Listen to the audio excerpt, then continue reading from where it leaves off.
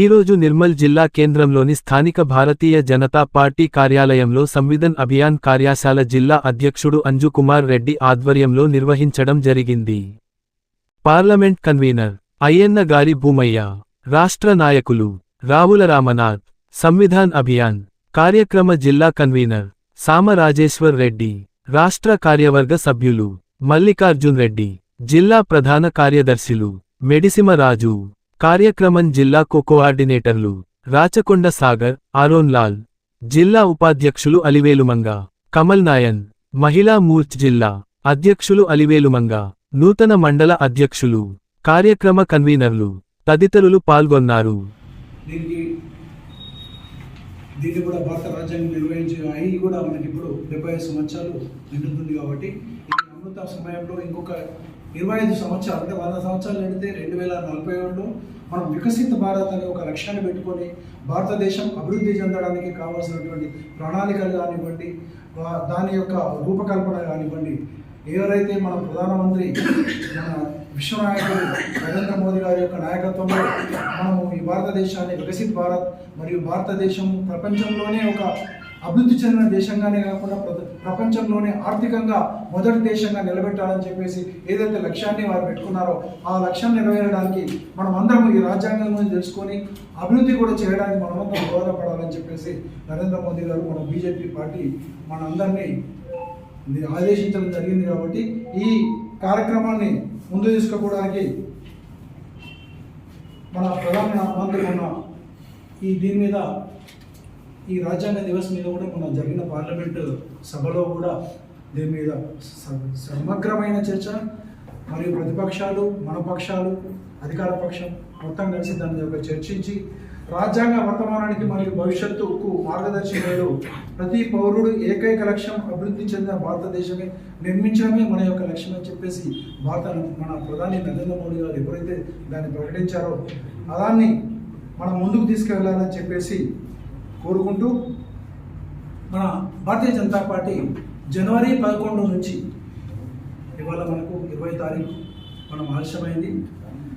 జనవరి 11 నుంచి జనవరి 25 వరకు ఈ కార్యక్రమాలను చేపట్టాలని చెప్పేసి మనకు పార్టీ ఆదేశించింది. కానీ పార్టీ మనకు ఇవాళనే కార్యశాల నిర్వహించుకోమని చెప్పింది. కాబట్టి ఈ కార్యశాలలో మనము ముందు ఏమేమి పనులు చేయాలి, ఈ సూచన పత్రం కూడా మీ అందరికీ ఇవ్వబడుతుంది. ఒక్కొక్క సూచన ప్రతి మండలకు ఒక సూచనా పత్రము, తర్వాత టాకింగ్ పాయింట్స్ ఏదైతే మనము ప్రజల్లోకి తీసుకెళ్ళి సమాచారం ఇవ్వాలి, వాళ్ళకి ఏదైతే మనము జ్ఞానం ఇవ్వడానికి టాకింగ్ పాయింట్స్ ముఖ్యమైన పాయింట్లను కూడా వాళ్ళకి చెప్పడానికి మనం అందరం కూడా చెప్పడానికి ఒక టాకింగ్ పాయింట్స్ అనే బుక్లెట్ కూడా ఇస్తాం మీకు. ఇస్తూ మీరు చేయాల్సిన పని ఏంటంటే జనవరి 19, 20 తేదీలలో సంవిధాన్ గౌరవ అభియాన్ కార్యశాల అంటే ఇలా 20 తారీఖు నాడు మనం కార్యశాల చేసుకుంటాం. ఈ కార్యశాల నుంచి మనకు జరగబోయేది జనవరి 22, 23 తారీఖులలో ఎస్సీ ఎస్టీ బస్తీలలో మన మండలాలలో ఎస్సీ ఎస్టీ బస్తీలలో ఈ సంవిధాన్ అంటే ఒక రచ్చబండ, ఎక్కడైతే ఒక హోటల్ ఉంటుంది ఎస్సీ బస్తీలలో, ఎస్టీ బస్తీలలో, లేకుంటే గ్రామ పంచాయతీ ఉంటుంది, లేకుంటే ఒక కూర్చునే ఒక స్థలం ఉంటుంది, హనుమాన్ టెంపుల్ ఉంటుంది. ఇటువంటి దగ్గర మనం అందరం ఎవరైతే మంది సమావేశం అవుతారో వాళ్ళందరినీ మన కార్యకర్తలను మనం ఉత్తేజపరుచుకుంటూ ప్రతి మండలంలో, ప్రతి ఊర్లో, ప్రతి బూత్లో మనం అందరము మన కార్యకర్తలను అందరినీ జమ చేసి మరియు ప్రజలను కూడా జమ చేసి ఈ సంవిధాన్ అంటే మన రాజ్యాంగం గురించి మనం తెలియజెప్పడానికి 22, 23 తేదీలలో సమావేశాలు ఏర్పాటు చేశారు. కాబట్టి ఎవరైతే మండలంకు 1+2 ఉన్నారో, తర్వాత మండల ప్రెసిడెంట్లు ఉన్నారో, ముఖ్య నాయకులు ఉన్నారో, మీరందరూ కూడా వెళ్ళి రేపు సమావేశం చేసుకొని మీరు కూడా ఏ బస్తీలలోకి వెళ్ళాలి, ఎస్టీ బస్తీలు ఎక్కడ, ఎస్సీ బస్తీలు ఎక్కడ, వీటిని గుర్తించుకొని మీరు కూడా మీ ఇద్దరు బాధ్యత ఏంటి అని అంటే ఇవన్నింటిని నిర్వహణ చేసడానికి వీళ్ళందరికీ ప్లానింగ్ చేసిందా లేదా, ఎక్కడ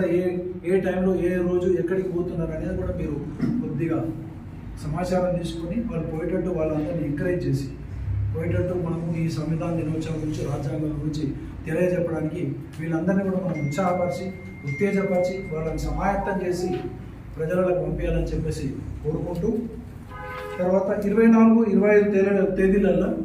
కళాశాలలు ఉంటాయి, మన దగ్గర జూనియర్ కాలేజీలు ఉంటాయి, స్కూళ్ళు ఉంటాయి, ఎస్సీ ఎస్టీ